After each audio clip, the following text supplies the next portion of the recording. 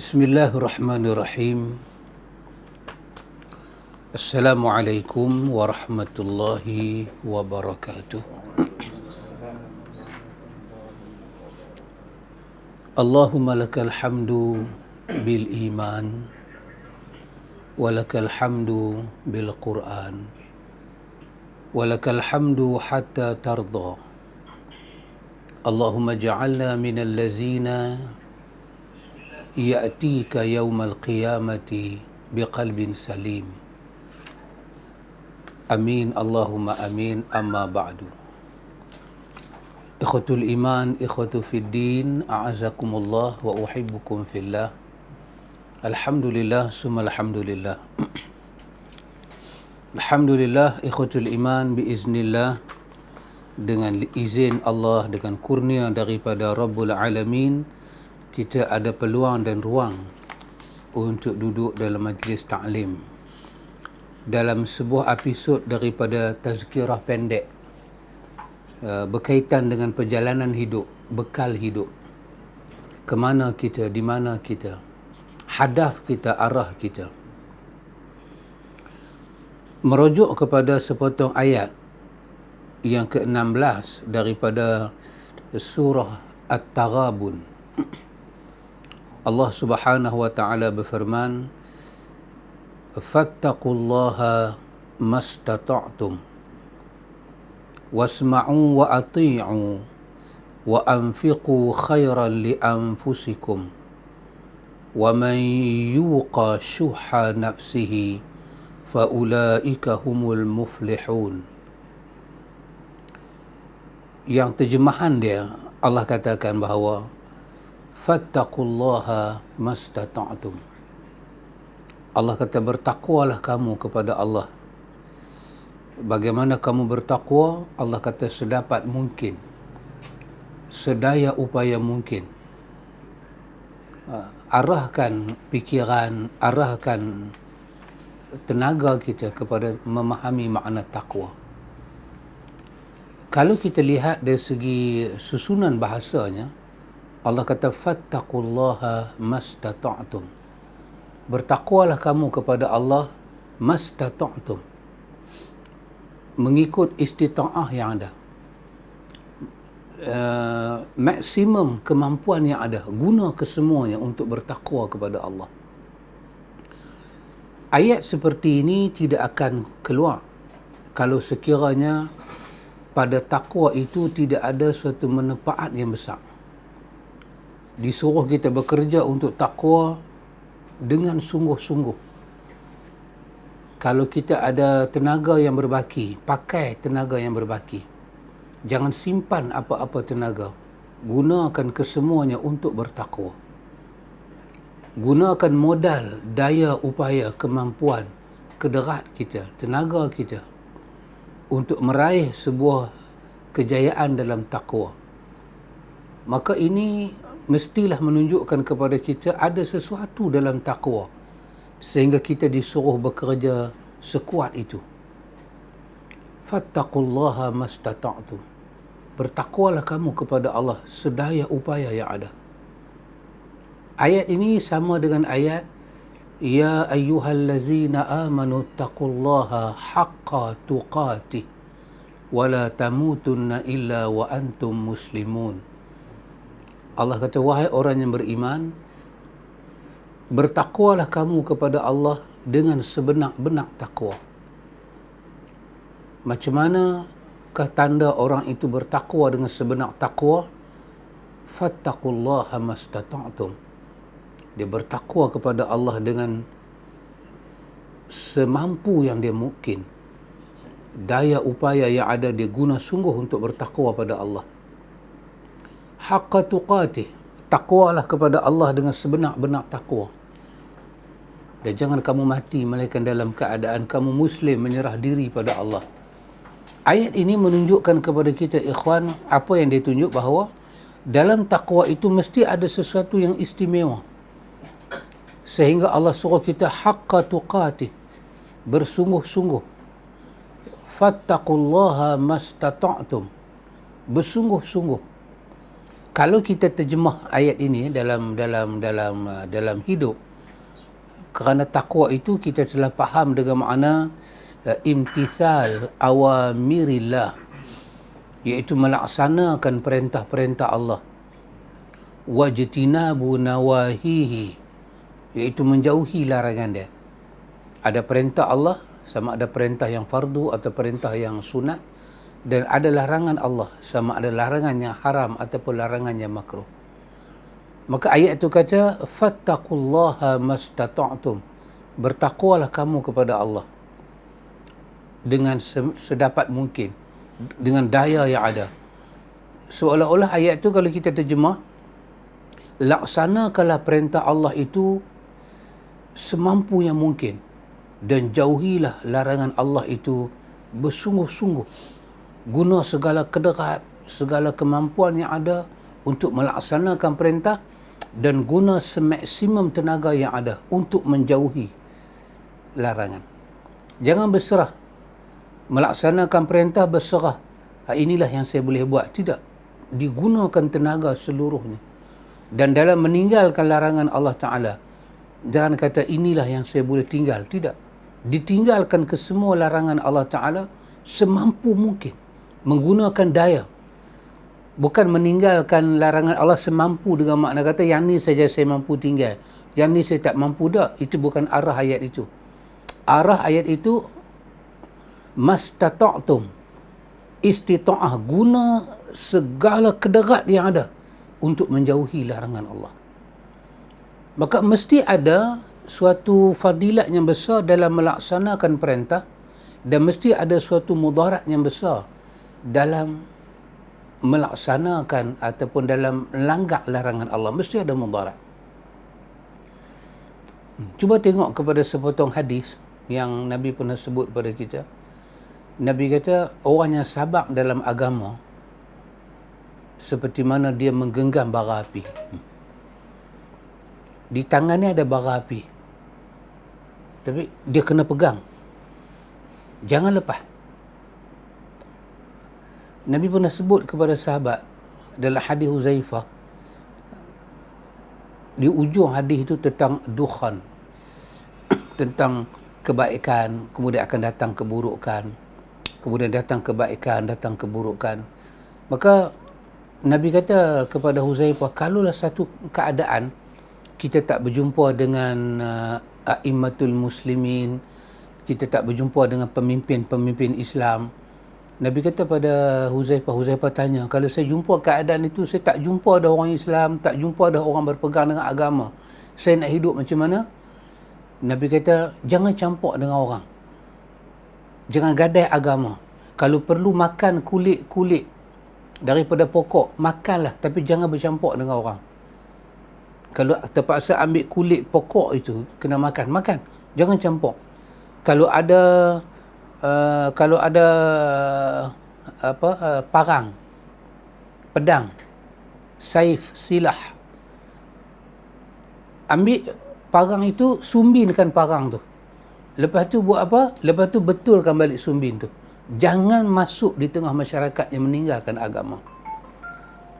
Bila kita pegang agama, kita akan rasa tapak tangan kita ni macam ada bara. As-sabiru ala dinihi, orang yang ikut agama dia, sabar atas agama, kal qabidhi 'alal jamr, kal qabidhi 'alal jamr, tangan dia itu macam ada jamrah, ada bara, panas, tapi Nabi tak bagi buang. Cuba tengok dia punya ni, di tangan ni ada bara, jangan lepas, genggam bara tu. Kenapa? Kerana mudarat yang kita rasa pegang bara tu, masa tu kita rasa mudarat, tapi bila kita lepas dia, mudarat yang akan kita jumpa lebih daripada mudarat kita pegang bara. Maka Nabi kata orang yang sabar dalam agama ni, dia akan rasa macam dia pegang bara, tapi jangan lepas agama. Kerana mudarat yang akan kita terima bila kita tinggal agama lebih besar daripada mudarat kita disakiti dalam agama. Kerana itu Nabi kita jangan lepas agama walaupun kau terima mudarat. Kenapa? Mudarat melepaskan agama terlalu besar. Maka mesti ada suatu benda besar dalam agama ini. Sampai Nabi kata, jangan lepas agama. Addu alaiha bin nawajiz. Sunnah, Quran, Islam, agama ni pegang dengan gigi paling kuat. Addu alaiha. Nabi kata, pegang kuat-kuat. Gigit agama ini, sunnah ini dengan gigi yang paling kuat. Kita kata gigi gerham itu. Gunggong dia. Jadi apa pun jangan lepas agama. Sekarang ni kita ikut Quran, kita ikut sunnah, pendek kata kita ikut Islam. Imam Barbahari dah bagi penjelasan. Islam itu adalah sunnah, sunnah itu adalah Islam. Bila kita ikut Quran, ikut sunnah, kita rasa berat. Berat yang kita rasa tu lebih berat lagi, berkali ganda berat lagi kita akan tempuh kalau kita tinggal agama. Pasal itu dipesan pada kita, bertakwa kepada Allah Ta'ala ni haqqa tuqatih, fattaqullaha mastata'tum.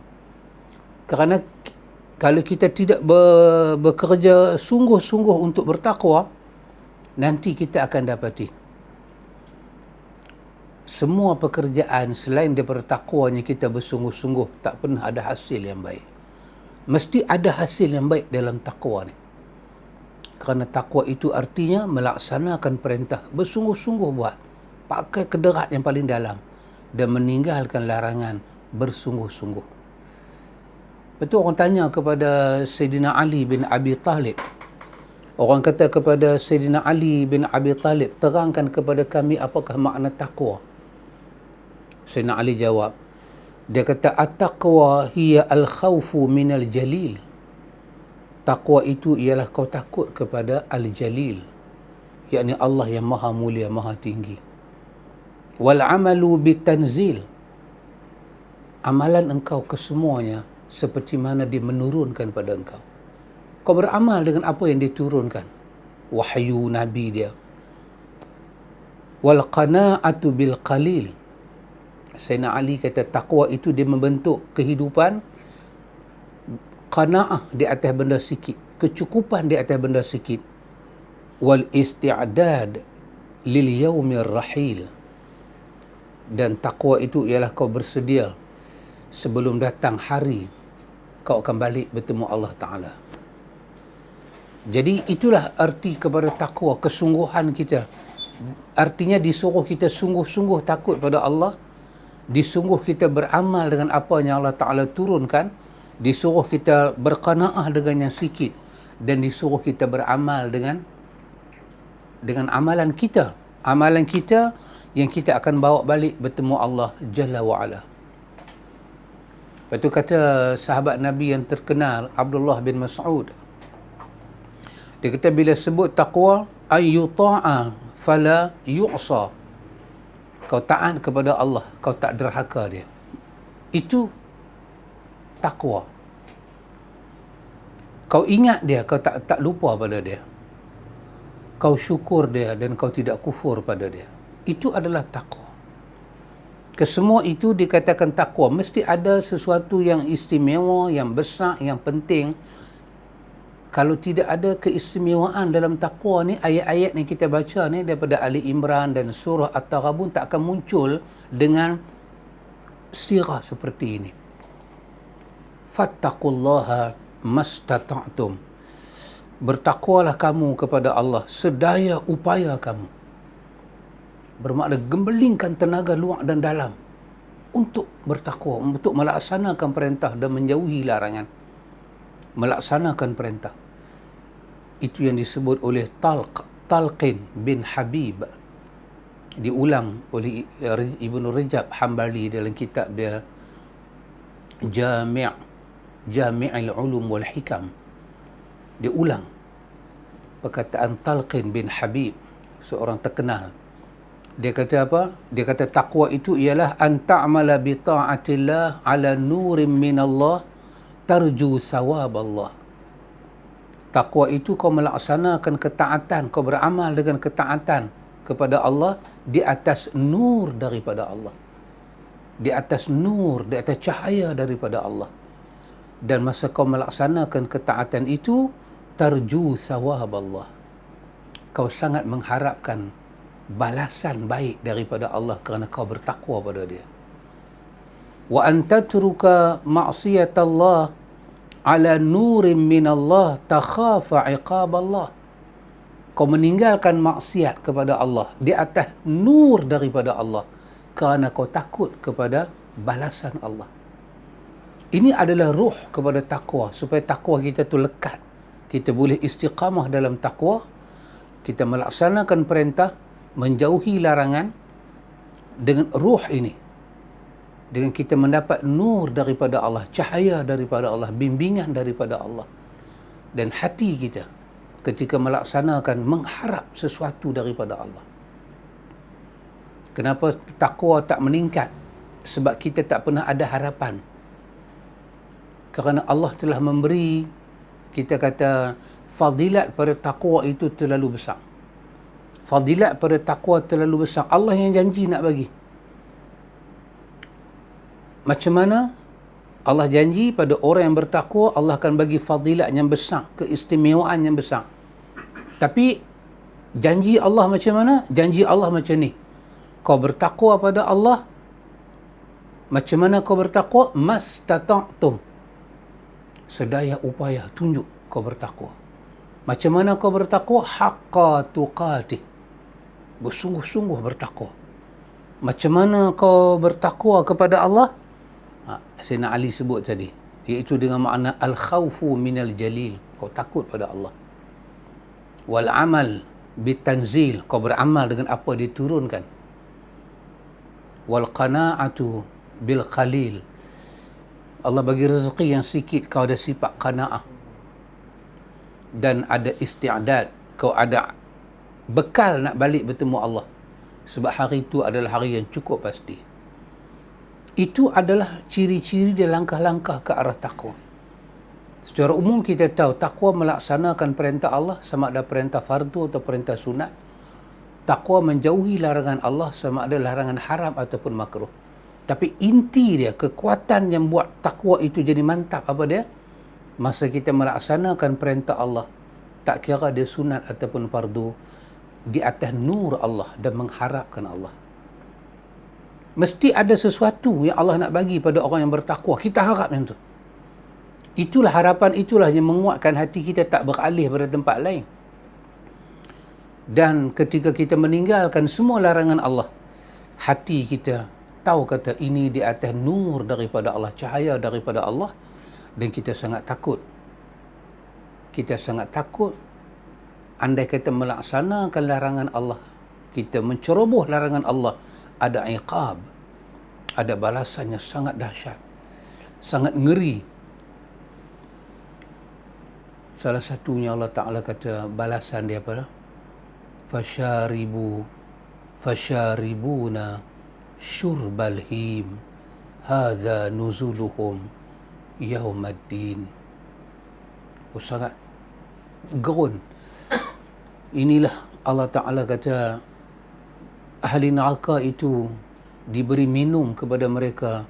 Fasyaribu, diberi minum dalam neraka itu seperti mana unta ni dia ada satu penyakit bila dia lapar air, itu tanda dia nak mati.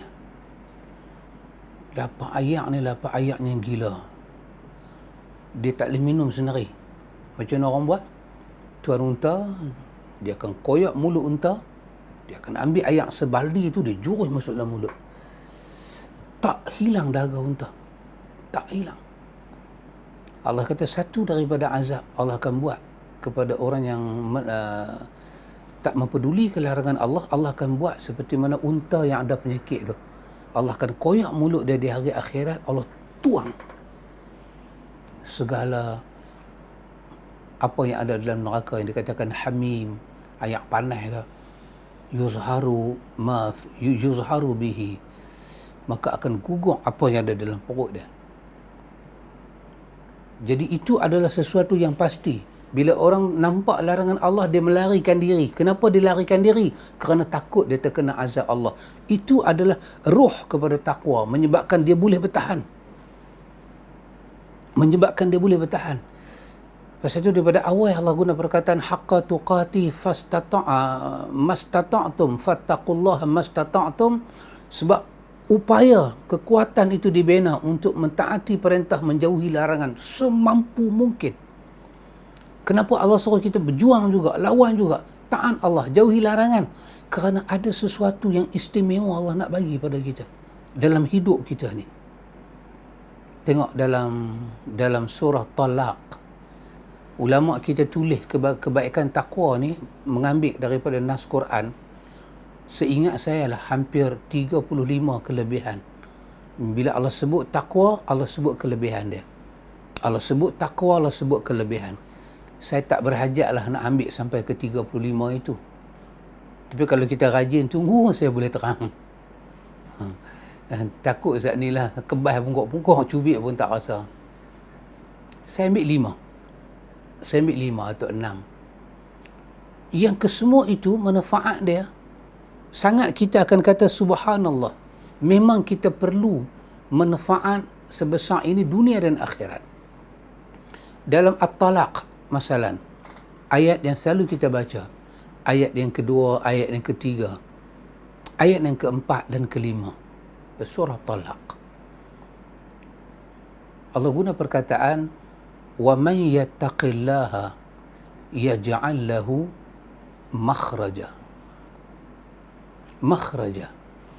Siapa yang bertakwa kepada Allah, balik pada makna takwa tadi, dengan ta'rif dia, dengan ruh dia sekali, dengan ruhi dia, dengan semangat ketakwaan, kita tahu kedua-duanya.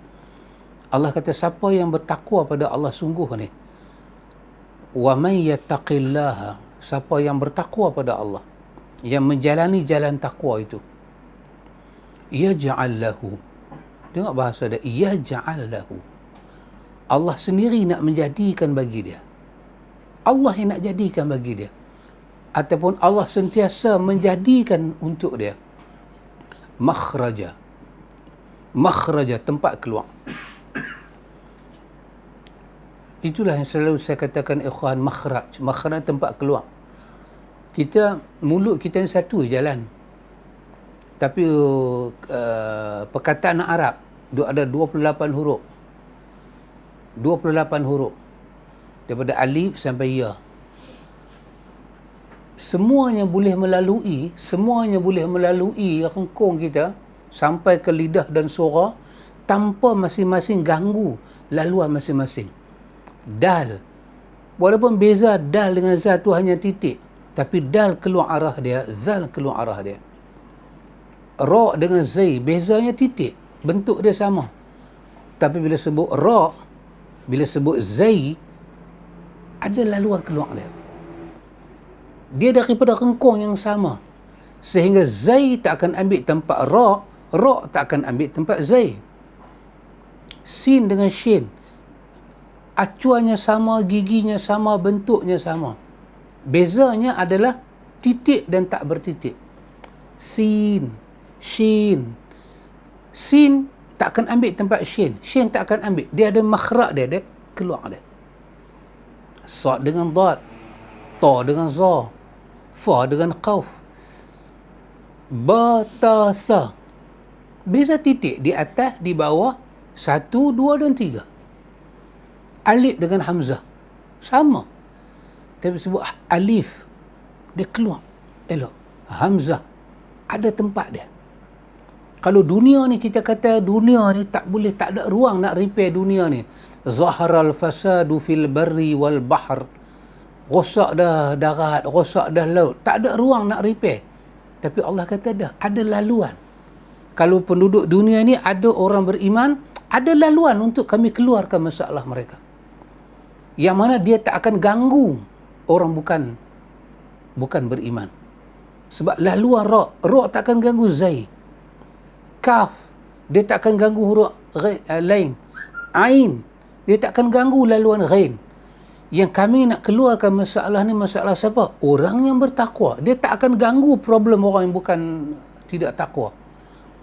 Kata orang tidak takwa, kata tak boleh selesai lah. Macam mana nak selesai ekonomi jatuh, penyakit satu dunia? Allah kata ada makhraj untuk orang yang bertakwa. Tak ganggu kamu pun. yang kamu akan lihat bagaimana Allah keluarkan orang yang bertakwa, kamu akan jadi takjub. Kamu akan lihat macam mana boleh jadi lagu ni. Wa man yattaqillaha yaj'al lahu makhraja. Sesiapa yang bertakwa kepada Allah Ta'ala, Allah jadikan untuk dia makhraja. Yang ni yang nama dia fadilat, keajaiban takwa, yang tak ada dalam kehidupan lain. Orang fasik takkan jumpa benda ni. Orang fasik ada jalan keluar dia. Jalan keluar dia apa dia? Usaha tulang empat kerat. Orang fasik ada cara penyelesaian dia, akal semata-mata. Based on reality, fact. Cara dia merancang, cara dia fikir, cara dia susun, cara dia campur, dia tolak, dia darab, dia bahagi. Maka natijah dia mesti macam ni. Mesti macam ni. Tapi itu bukan cara orang bertakwa. Orang bertakwa cara dia lain. Allah telah sediakan laluan dalam dunia ni. Sama ada laluan daripada udara, laluan daripada darat, daripada laut, kesemuanya Allah sediakan. Ada laluan keluar untuk orang yang bertakwa. Maka kerana itu Allah katakan, wa man yattaqillaha yaj'al lahu makhraja. Allah akan buat keluar.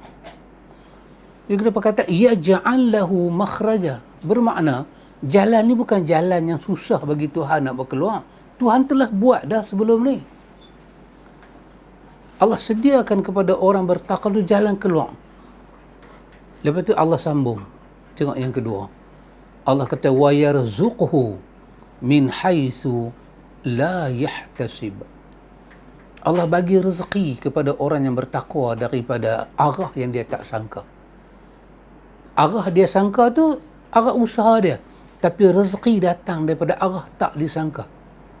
Ini tidak ada benda lain boleh membuka arah ni melainkan takwa sahaja. Allah akan bagi rezeki yang dia tak sangka. Subhanallah ikhwan. Ini janji Allah ikhwan, janji Allah. Tadi yang pertama makhraj, kedua rizqun karim, rezeki yang mulia, min haitsu la yahtasib. Rezeki yang mulia daripada arah yang tak sangka. Rezeki yang tak menjatuhkan maruah, rezeki yang tidak merosakkan budi dan akhlak. Dia dapat rezeki. Itu dua. Tiga.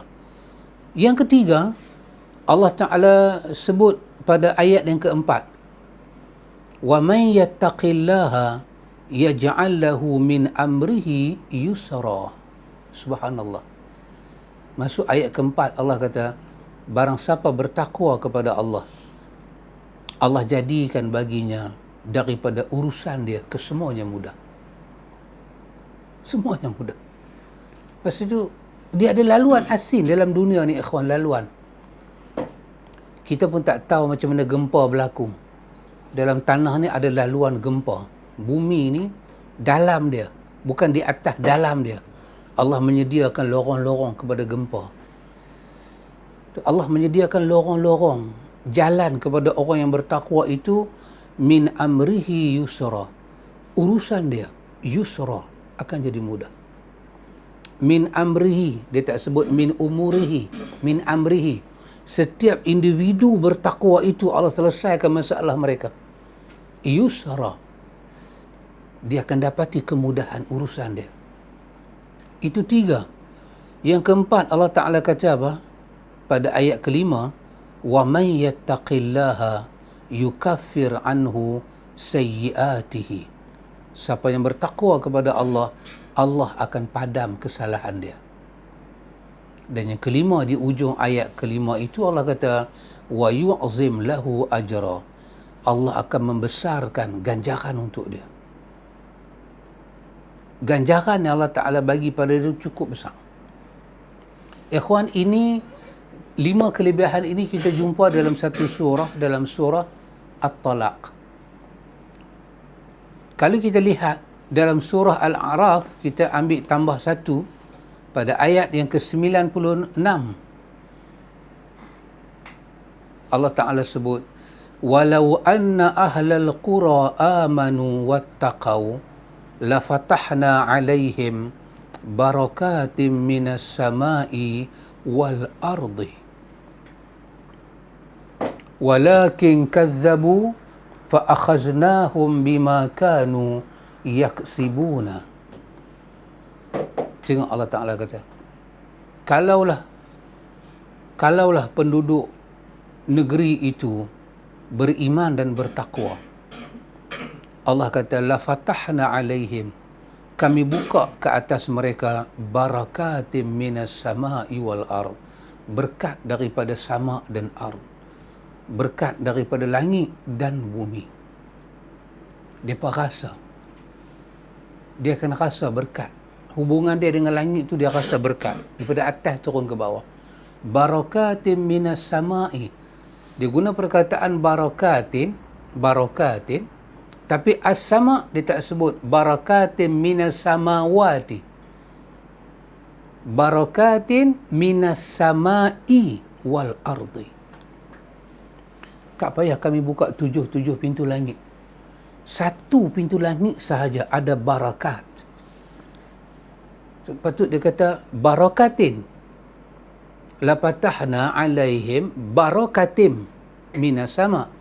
Tapi tak dia kata as-sama tu satu saja dekat dengan kita ni, dia ada barakatin, 1 langit tu sahaja.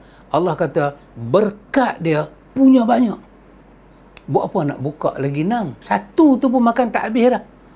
Maka yang 1 tu dekat dengan kita tu, Allah tebuk bagi bocok langit menghujani barakat dengan plural, barakat turun daripada 1 langit ni sahaja, kemudian ditatang oleh sebidang tanah yang bernama al-ardi, bumi ni satu aja.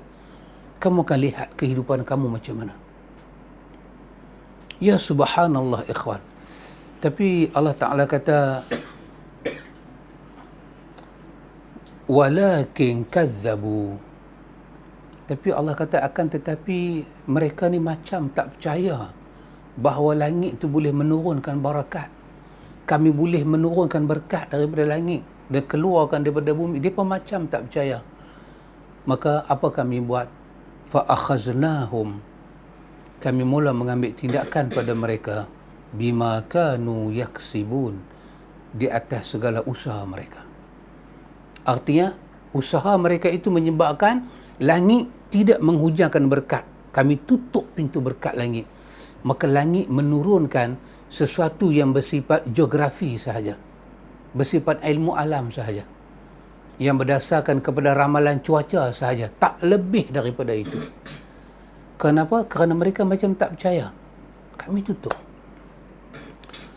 Ikhwatul iman, a'azakumullah, kita kumpul ke semua ini.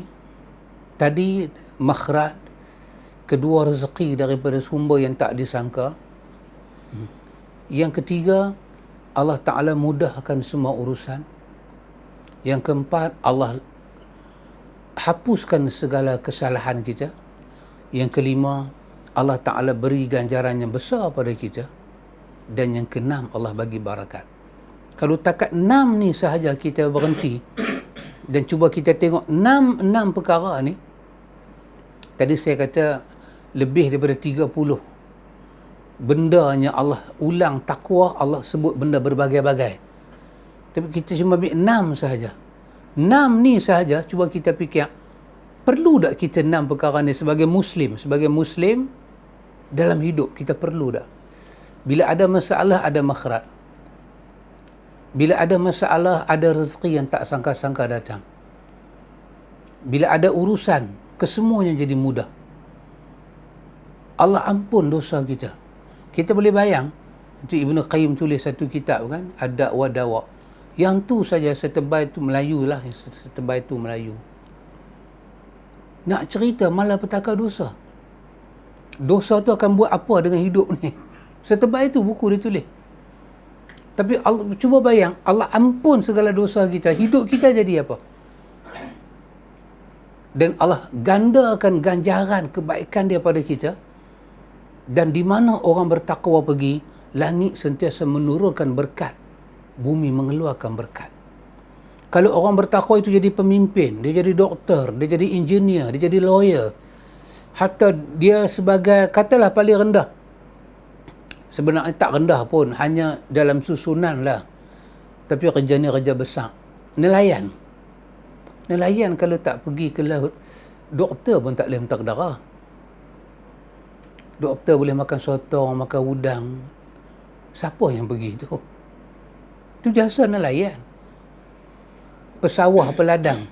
Bukan kerja rendah tu, kerja tinggi. Kalau mereka tak mukul padi. Bukan kata doktor.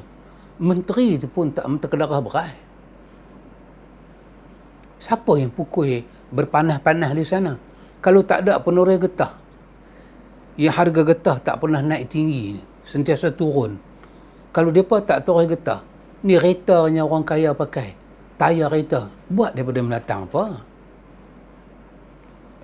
Kalaulah kita sebagai seorang, saya kata bahasa ukuran orang bercakap, kerja kita hanya nelayan, kerja kita hanya penoreh getah, kerja kita hanya biasa-biasa, tapi satu benda kita bertahan dalam hidup kita, barakat.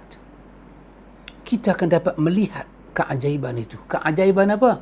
Ada saja masalah nelayan, ada saja masalah penoreh getah, ada saja masalah peladang, masalah petani, makhraj akan datang, jalan keluar. Yang petani-petani tidak bertakwa itu akan rasa heran macam mana orang ni selesai masalah dia. Ada orang bertani, sama, dia ni tanah 1 ekar, dia ni tanah 1 ekar. Buat sama, dapat hasil yang sama, dia ni boleh pergi haji dan umrah, dia ni tak dapat pergi. Bahkan yang dapat pergi haji umrah sedekah tu, anak dia lebih banyak daripada anak kawan ni. Kawan ni anak tak banyak, pendapatan sama, dia tu boleh keluar zakat, boleh sara anak belajar lagi, banyak lagi, boleh pergi haji, boleh pergi umrah, semayang tak tinggal, tak pernah ambil duit haram, makan duit tu saja. Tapi yang lagi seorang, haji tak dan pi, anak tak ramai, duit habis. Ketaatan pada Allah pun tak semayang pun tak boleh nak semayang. Hanya kerja tu sahaja. Ini nama dia apa? Barakat. Allah tunjuk awal-awal. Allah tunjuk awal-awal depan mata kita, ikhwan. Kalau yang bertakwa itu, katalah seorang pegawai beruniform. Dia pakai uniform, tak kira lah uniform apa dia pakai dalam kerajaan. Dia duduk tak mana saja. Dia ada saja masalah, makhraj datang. Dia ada saja masalah, apa datang kepada dia? Rezeki daripada sumber tak sangka. Bukan duit haram, bukan duit rasuah, bukan duit corruption. Duit halal, rizqun karim, rezeki yang mulia datang kepada dia. Rezeki buru dia. Kalau dia seorang doktor, dia ada di hospital, dia ada di klinik, hospital kerajaan ke swasta, dia pertahan takwa. Dia ada masalah. Biasa masalah doktor dengan apa? Doktor selalu masalah dengan pesakit, masalah dengan hospital. Makhraj, Allah bagi keluar. Allah bagi rezeki yang tak sangka. Allah bagi apa dia? Urusan dia jadi mudah. Allah bagi apa kepada dia? Allah ampun dosa dia. Allah besarkan ganjaran untuk dia. Dan Allah bagi barakat langit dan bumi untuk dia. Dan katakanlah dia itu seorang pemimpin yang bertakwa, ulama yang bertakwa, apa akan jadi, ikhwan? Perkataan ayat ini, apakah ayat ini telah memberi kepada kita pelajaran? Iaitu takwa membuka jalan. Takwa menggamit rezeki. Takwa memberi urusan yang susah jadi mudah. Takwa menyebabkan dosa kita diampun. Bumi tidak menahan beban dosa. Bumi menjadi lebih segang, lebih lapang, lebih makmur, lebih subur tanpa dosa. Ganjaran di akhirat berlipat ganda, berkat daripada langit turun ke bumi. Maka kita dapat tahu, dengan takwa ini, Allah bukan bagi tahu orang bertakwa tu tak ada masalah. Dah, Allah kata makhraj. Makhraj bermakna ada masalah, tapi bagi jalan keluar. Kita hari ini ada masalah, tak nampak jalan keluar. Kalau saya bagi satu soalan lah, soalannya agak agresif lah. Apakah jalan keluar kepada senario politik kita? Politik tanah air. Apa jalan keluar dia? Tak ada jalan. Apakah jalan keluar kepada ekonomi kita? Tak ada jalan. Apakah jalan keluar kepada perbezaan yang sedang ada? Pendapatan, kita kata pendapatan bandar dengan luar bandar. Penoreh getah luar bandar. Pendapatan luar bandar dengan pendapatan orang dalam bandar. Bukan beza dia CP, ikhwan. Langit tu dikatakan rendah lagi, kita punya beza tinggi lagi. Ada jalan keluar? Tak ada jalan keluar. Tapi ayat yang kita baca ni kata, ya ja'allahu makhraja, ada jalan keluar. Apakah jalan keluar kepada perbalahan yang ada dalam kehidupan orang Melayu ini? Dikatakan orang Melayu berpecah. Kita berpecah bukan macam mana kaca jatuh ke tanah. Orang kampung saya lah, dia kata. Tak boleh habaq lah saya orang kampung mana, pasal kampung saya jauh sangat. Orang kampung saya kata, kita ni pecah dah jadi sagon. Kalau pecah kaca, boleh bercentum. Kita pecah jadi sagon, tahu sagon? Pecah tu dah tak boleh pecah lagi dah. Sagon. Macam mana nak satukan balik orang Melayu? Tak ada jalan. Pasal apa tak ada jalan? Ekonomi tak ada jalan, politik tak ada jalan. Macam mana nak selesai peradaban anak-anak kita? Kita kurang-kurang kita hidup dengan apa, ikhwan? Kita ada tanah air, kita ada bahasa, setiap bahasa menunjukkan wujudnya bangsa, kita ada agama. Dan cubalah kita lihat, bila sebut Melayu sebagai contoh, apakah budaya Melayu? Apakah bahasa betul orang Melayu? Dan apakah agama orang Melayu? Bila orang Melayu kata orang Melayu berpakaian, apakah pakaian menunjukkan dia Melayu? Menunjukkan dia Islam? Di mana kita nak tengoklah ni? Orang Melayu dulu pakai apa? Orang Melayu lah pakai apa? Orang Melayu dulu cakap macam mana? Orang Melayu lah cakap macam mana? Orang Melayu, ada satu TikTok tu, orang Melayu, bukan merelit lagu saya. Melayu. Dia buat TikTok, ye. Melayu menatang apa ni? Orang Melayu cakap lagu tu ke? Ni yang duk buat tangan ye. Ni orang mana? Itu budaya mana? Ambil tang mana? Tak, orang Melayu nak buat TikTok, buatlah TikTok. Mana bahasa kita? Orang Melayu kalau pakai baju, macam mana baju dia? Budaya dia. Macam mana susunan kata dia? Bukan macam tu kot. Kalau orang Melayu buat wedding, perkahwinan, macam mana disusun? Malaysia dikatakan Islam itu Melayu, Melayu tu Islam. Kita ambil kahwin sahaja. Di mana budaya orang Melayu? Dalam sebuah perkahwinan. Tak mana? Nak kekalkan pakaiannya ke, cara bawa pengantin ke, cara bawa masuk pengantin, cara duduk, cara bersanding. Melayu, dia ada budaya dia. Bangsa Melayu ada agama dia Islam. Antara budaya dia dan agama dia tak pernah ada kontradik. Bila kita tengok ke semua ni, ikhwan, orang Melayu kahwin pakai gaun, 12 hasta panjang keluar. Ada orang nak kena bawa ekor gaun. Orang Melayu mana kahwin lagu ni sejak zaman dulu? Di mana budaya ni datang? Orang Melayu kahwin, saya bukan kata salah, tak salah. Orang Melayu kahwin potong kek sampai 4 tingkat. Potong bukan pakai pisau, pakai pedang. Samurai. Orang Melayu mana kahwin lagu tu sejak dulu? Mana pergi budaya kita? Dan bila tengok pecah tu, tak ada jalan makhraj. Tapi ayat ni kata, wa may yattaqillaha yaj'al lahu makhraja. Kalau kita sebagai penganalisa politik, kita sebagai penganalisa ekonomi, kita sebagai orang yang melihat dunia pendidikan, kita kata tak ada jalan nak repair.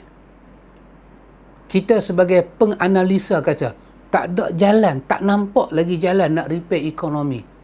Tak nampak lagi jalan nak repair masalah yang datang.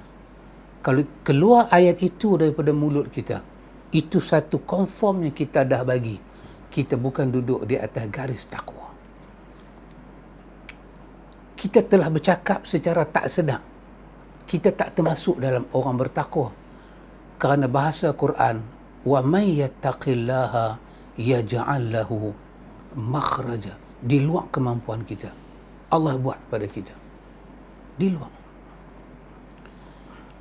Saya tidak bawa contoh banyak, saya bawa contoh kecil, satu contoh kecil. Tapi pada saya dia contoh. Mungkin tak setuju, itu tak apalah. Ini hanya contoh peribadi. Kita tak terfikirkah dalam fikiran kita? Dalam hidup sikit sahaja. Malaysia ni ada berapa buah negeri? 13, 14.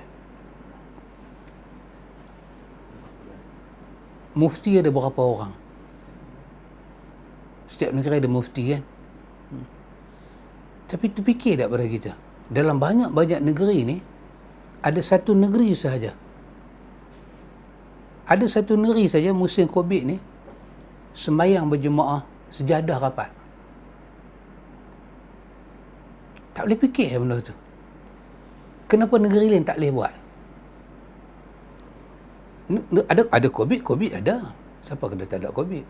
COVID ada di mana-mana. COVID ada tak bertempat? Ada di mana-mana dia.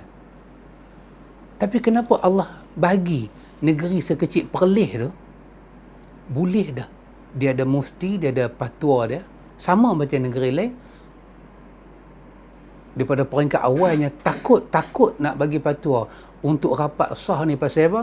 Sebab dia melibatkan nyawa orang. Dia melibatkan penyakit boleh berjangkit, yang berjangkit itu membawa masalah pada orang, mati orang. Tapi bila sampai satu peringkat, mereka berani melihat kepada sekeliling bagi fatwa. Sejadah boleh rapat. Bila sejadah rapat, sah dia automatik. Walaupun tak rapat total, tapi dia lebih rapat daripada negeri lain. Tidakkah itu satu makhraj Allah Ta'ala bagi? Kepada siapa? Ayat tadi kata, walau anna ahlal qura amanu wattaqau lafatahna alaihim barakatin minas sama'i wal ard. Wa man yattaqillaha yaj'al lahu makhraja. Allah bagi makhraj, Allah bagi jalan keluar. Dan jalan keluar tu Allah bagi, kalau kita tak tengok dengan mata hati, kita tak nampak. Kita tak nampak. Dia ada barakah dia ada jalan keluar, dia ada kemudahan dia. Dia akan melalui proses manusia biasa hidup. Tapi Allah Ta'ala kata makhraj. Dah sampai masa kita baca Quran, huruf ra yang keluar. Ra akan keluar. Dia ada laluan dia tak kata zai. Allah bagi kepada tempat yang menunjuk kesungguhan nak mendekatkan diri pada Allah. Dia berbeza dengan tempat lain. Subhanallah ikhwan.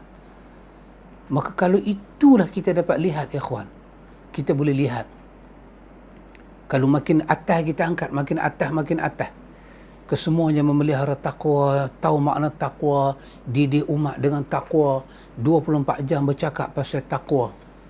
Macam kita buat begitu kerja keras yang kita buat sampai pada peringkat hampir boleh dikatakan mencecah 90% ataupun 80% lebih dah masyarakat Malaysia telah mengambil vaksin. 2 dos telah ambil. Daripada orang takut, tapi kita kerja kuat, pihak kerajaan kerja kuat sampai rakyat Malaysia ambil 2 dos sempurna.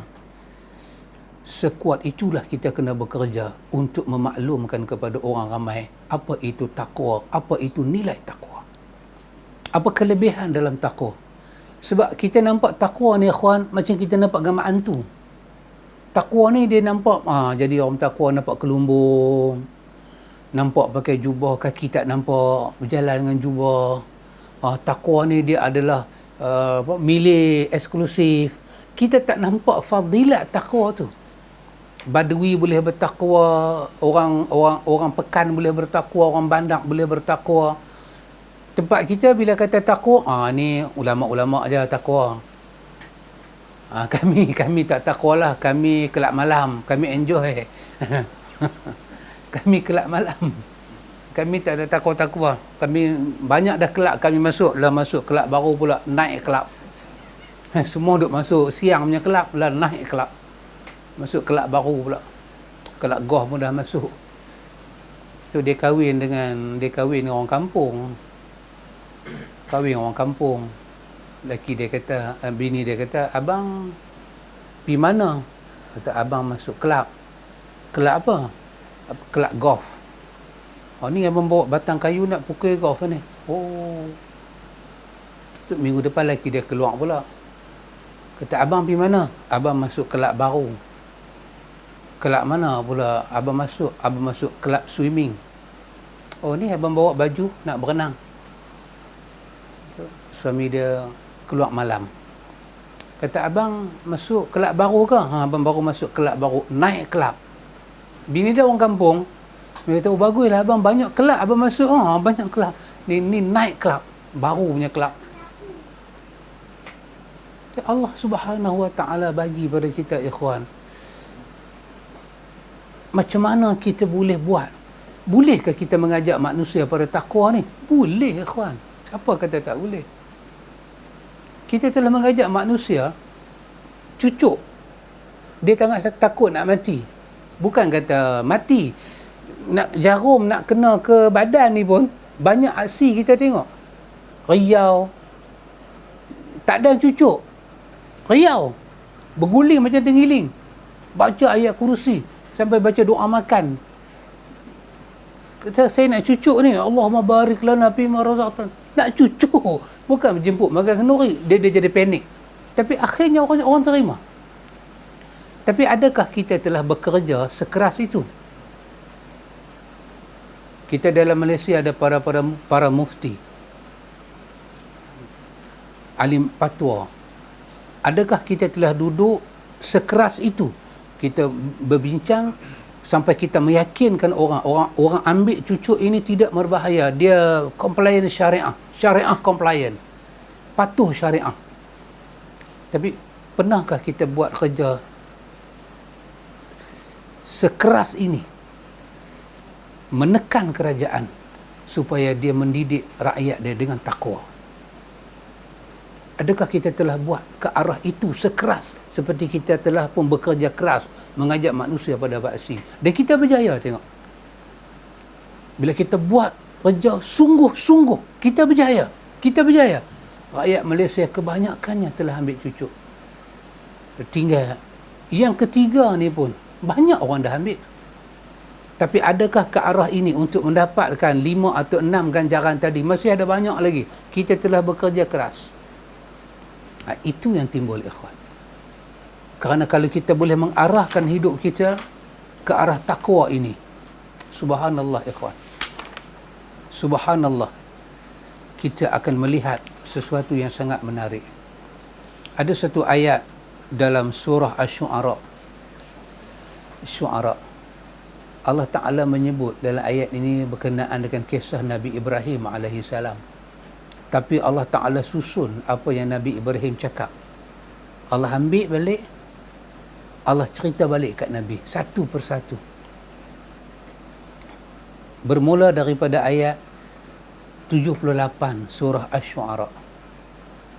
Nabi Ibrahim, Allah cerita balik apa Nabi Ibrahim sebut. Nabi Ibrahim kata, alladhi khalaqani fahuwa yahdin walladhi yut'imuni wa yasqin wa iza maridtu fahuwa yashfin walladhi yumituni summa yuhyin walladhi at'amu walladhi atma'u an yaghfira li khati'ati yawmaddin rabbi habli hukman wa alhiqni bisalihin. 878 sampai 83. Dahsyat. Nabi Ibrahim punya perkataan. Nabi Ibrahim kata, alladhi khalaqani fahuwa yahdin. Allah yang menciptakan aku, maka dialah yang bagi petunjuk pada aku. Nabi Ibrahim sebut. Dia yang cipta aku, dia yang bagi petunjuk, dia yang angkat aku jadi nabi, dia yang bagi wahyu pada aku, dia tak ada kena-mengena dengan orang lain. Walladhi yut'imuni wa yasqin, dia yang bagi aku makan, dia yang bagi aku minum. Didikan Nabi Ibrahim bawa. Wa iza maridtu fahuwa yashfin, dan bila aku sakit, dia yang bagi aku sembuh. Walladhi yumituni summa yuhyin, dan dialah yang mematikan aku dan kemudian dia akan bagi aku hidup balik. Walladhi atma'u an yaghfira li khati'ati yaumaddin, dan dialah Tuhan yang aku begitu mengharapkan sangat keampunan dia untuk aku daripada kesalahan yang aku lakukan. Apabila aku sampai di hari akhirat esok, dia sudi memaafkan aku dan aku harap sangat kemaafan dia. Di ujung Nabi Ibrahim kata, Rabbi, Tuhanku, habli hukman, berilah kepada aku ilmu yang penuh dengan kebijaksanaan, wa alhiqni bis salihin, dan kau masukkanlah aku daripada kalangan orang-orang yang saleh. Subhanallah ikhwan. Ini yang kita nak kena ajak anak kita, keluarga kita, keturunan kita, rakyat dalam negara ini, khususnya orang Islam, khususnya rakyat yang Muslim, diajak dia bergantung dengan Allah. Kalau Allah buat dia, Allah sediakan hidayah, Allah buat makan, buat minum, Allah buat sakit, Allah buat ubat, Allah buat mati, Allah buat hidup. Kepada Allah lah kita memohon keampunan di atas segala kesalahan kita, dan kita mengharap Allah memberi kepada kita kebijaksanaan ilmu, dan Allah masukkan kita daripada orang yang saleh. Subhanallah ikhwan. Ini ikhwan, selagi kita tak dapat, kita tak akan dapat rasa barakah hidup dunia, barakah akhirat. Sebab barakah tak ada dalam kumpul harta tanpa takwa. Tak ada. Barakah kena campur dengan takwa. Bisnes kena campur dengan takwa. Kita jadi polis kena campur dengan takwa. Bomba campur dengan takwa. Doktor kena campur dengan takwa. Kita jadi ustaz campur dengan takwa. Di mana saja kita campur dengan takwa, kita akan rasa barakat langit dan bumi. Allah akan tolong kita ikhwan. Ikhwan a'azakumullah, itu berkenaan dengan fadilat takwa. Sebenarnya kita masih ada lagi satu tajuk, sebuah nasihat sangat menarik, tapi saya rasa tajuk ni tak dapatlah nak disampaikan sebab malam telah menunjukkan dia tak muda lagi. Malam masih muda kan, ni nampaknya malam menunjukkan dia tak muda. Jadi mungkin bertangguhlah kita kena main pula lah sebelah sini. Silap-silap buat rumah pula belah sini. Pasal apa? Nak habiskan lagi satu ni. Dia 3 tajuk tu dia sekali. Kalau antum masih ingat tajuk yang kita baru lepas, apa tajuk yang kita baru lepas? Berkenaan dengan penghalang hati menuju Allah. Ada 3 penghalang yang telah kita bincang. Lepas tu kita masuk tajuk malam ni, nilai takwa. Lepas tu sebuah nasihat yang ditinggalkan. Ketiga-tiga ni dia duduk di bawah satu tajuk yang saya pecahkan. InsyaAllah ikhwan, kalau ada kesempatan waktu dan masa, kita akan tengok lagi sebuah nasihat. Nasihat ni sangat menarik. Dia bukan hadis, dia bukan apa-apa, dia sebuah nasihat, sebuah kita kata coretan nasihat, sebuah warakah yang penuh dengan nasihat yang ditinggalkan kepada kita, dan kita telah pun tertinggal daripada melihat nasihat ini untuk kita pakai dalam hidup. InsyaAllah ikhwan, ada waktu dan ada masa, kita akan jumpa lagi insyaAllah. Subhanakallahumma wa bihamdika, asyhadu an la ilaha illa anta, astaghfiruka wa atubu ilaih. Wassallallahu ala nabi Muhammad walhamdulillahi rabbil alamin.